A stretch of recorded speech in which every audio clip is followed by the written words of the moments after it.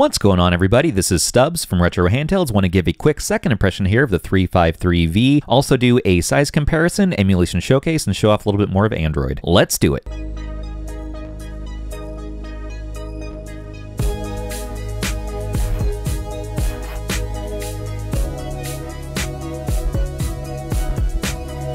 To start things out, let's actually take a look at the 353P, the predecessor here. So this is a dual boot system as well. Very, very similar, same chipset, many of the same features and components.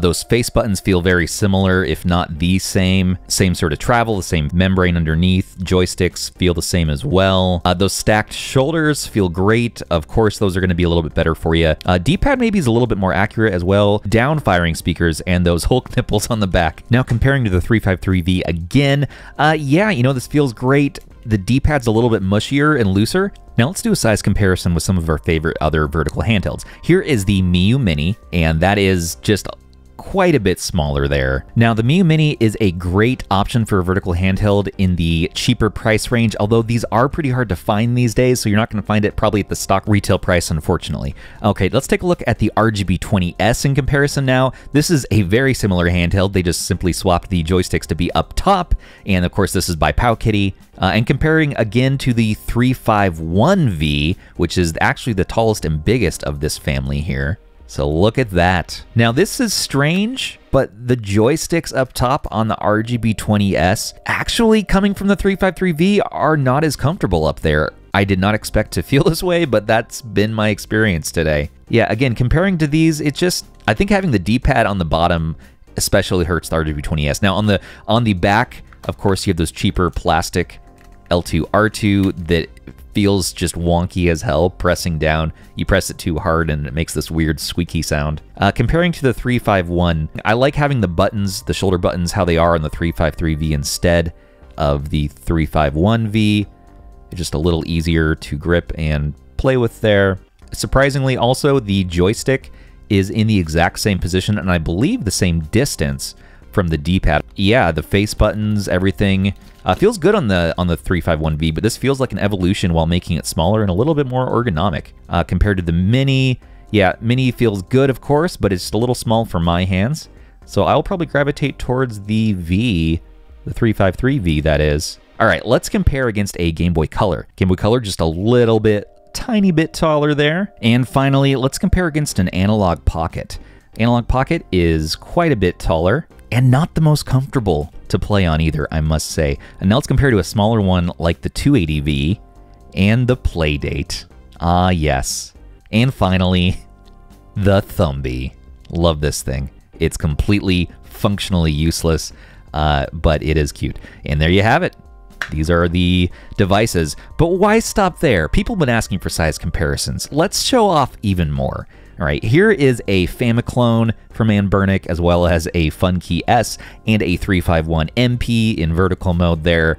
That's kind of how those would look stacked up against a bigger horizontal like the RP3. All right, let's cover a few specs that we missed in the first go round. So of course, this does have a 353VS option, which is a single OS with Linux, 1 gig of DDR4 RAM, 16 gig SD card, lack of touchscreen, and the battery life on this is a 3200 milliamp hour battery. That's gonna last, I guess, about 6 hours, but we'll see. And it would be great if we could swap in a bigger battery, but that has yet to reveal itself as a possibility. I'm sure someone will figure out. This has a 3.5-inch IPS display that is 640 by 480, multi-touch, OCA laminated. That is awesome. It looks crisp. It looks nice. Full spec sheet here. If you wanted to see it, feel free to pause the video. I am not going to go over all that, but if you wanted to know, there it is. All right, next, let's take a little bit deeper look into the Android side of things. So also, this brings up an annoying thing here. The D-pad is a little bit loose, and it's so loose that when you try to pivot it to a different app on the screen or in a game, it registers a little bit funky. So you try to do left and it goes up, you try to do right and it goes down. I found this fairly annoying when navigating around the OS, both in Linux and Android. I don't like this. This is not fun right now, and I will just use the touchscreen when I'm on the Android side, and on the Linux side, I'll just simply be annoyed. Don't like that. Maybe we can fix it with some community help, add some tape under the bottom, not sure, but I'm not a fan of that. This does have some different high-end emulators, such as Dolphin and Dolphin MMJR2 there, as well as Aether SX2. There is a few options here in the top. There is a Nintendo Switch layout for the buttons, or Xbox. There is a Android front end that Anbernic made here. You press that button there, and it takes you into this already scraped front end that has the, of course, games from the SD card we put in. Playing NES real quick. Mega Man works. All right, pass the Mega Man test. Moving on from NES, how do you get out of here? All right, none of the button combos seem to work. Okay, push on NES. There we go. Now we're back at the main menu, and we can select other systems. There's no GameCube in here, so that's a little curious that there's the GameCube emulators, but not included in the front end. Maybe we'll see it in some firmware updates here. All in all, though, solid effort on Anbernic's part for putting together this front end. You know, it kind of has that Batacera look to it. I'm digging it so far. Of course, we need some more features. It will never dethrone my favorite, which is a reset collection, but it's a nice start. All right, so here's an option you get when you start a game. All right, try Bloody Roar on PlayStation 1. Hitting that Dpad bug again. Gosh, that's annoying. Let's get out of the front end. So we're back in the Android system here. A few other options. There is a dark mode. Great, that works. And there's a high performance mode. We'll have to do some more testing with that in the full review.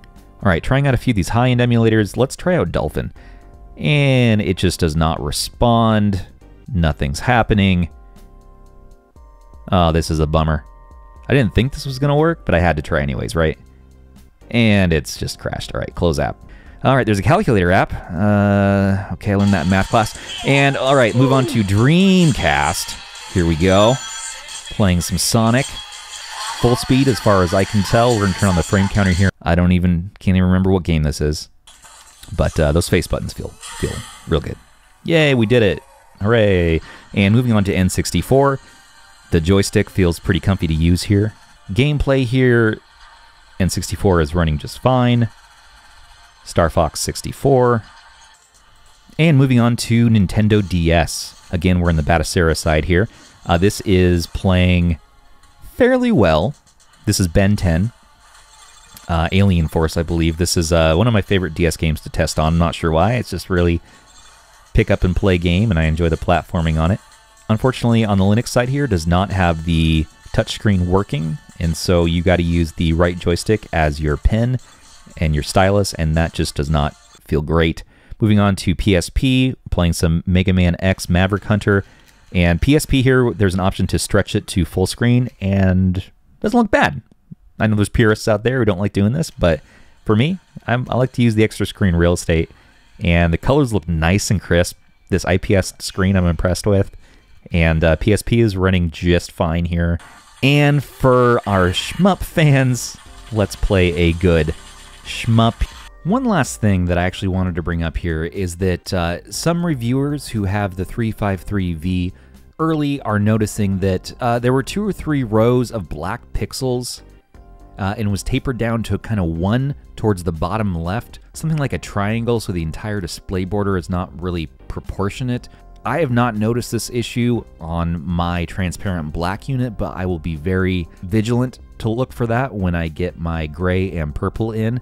Apparently this has mainly been an issue on the white and gray versions though. So yeah, you can see this apparent in the RG Handhelds 353V impressions video, so go over to RG Handhelds and check that out. Alright, so this has been the second impressions video on the Anbernic RG353V.